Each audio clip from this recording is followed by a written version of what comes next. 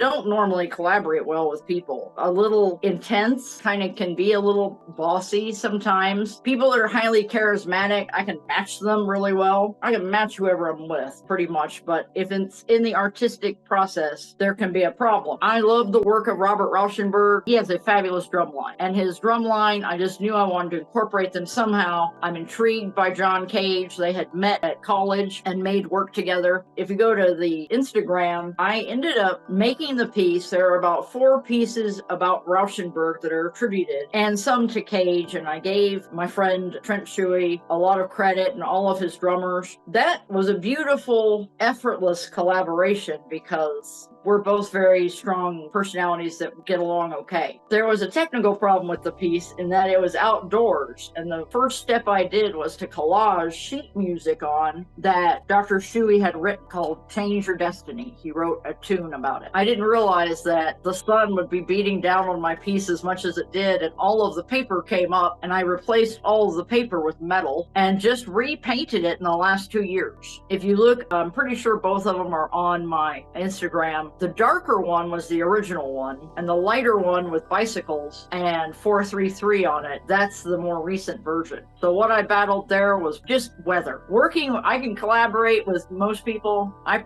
prefer to not do a lot of talking. I prefer for things to just sort of manifest. I don't want my vision to be the only one. I just sort of say, hey, I've got this door. You've got some drummers. Let's do something, because Rauschenberg and Cage were really awesome working together, and I think that we could make something cool happen. I enjoy doing the research. I really just love research on things. It's just such a guiding force. I've always loved Rauschenberg, and in the first iteration, you can clearly make out bed, because he put a bed on a wall, and monogram, which is a goat with a tire around it. There's 5 of his pieces that are actually completely in that iteration. And the second time I did the door, in order to repair it, I started off with the tire track that Rauschenberg made using John Cage's car. And I think it was like 13, 18 feet of tire track. And that is the hard diagonal that cuts across the entire piece, the new iteration. 433, they didn't collaborate on that, but Cage had mentioned that it was many of Rauschenberg's quieter pieces that made him think about the idea of silence. So I just sort of went with that. I'm terribly influenced by anything that catches my eye. I think that I see it for a reason, I glom onto it for a reason, or I hold it in my head for a reason. Therefore, it's probably essential. I've had a couple concussions in my life, and when things get in there and actually stick, I think those are worthy of investigation. Trust your instincts and be willing to change. I need to trust the instincts of my own students. They have passions that sometimes college can murder. Art schools sometimes do the opposite of inspiring students. We have to teach them techniques. We have to make sure that they understand the best ways to make themselves viewable, how to show art, and how to speak about art. In doing so, in these tedious exercises, sometimes they lose their passion for art altogether. I tell them to trust their instincts, like hang on to your passions, know what you love, in these little 3-word sound bites that my Gen Zs love. Also, though, be willing to learn. That's one of the hardest things, is people don't want to learn. They come in like I was a little jerk when I was 18 and was like, oh, I'm the best at this. I don't need any help. I really regret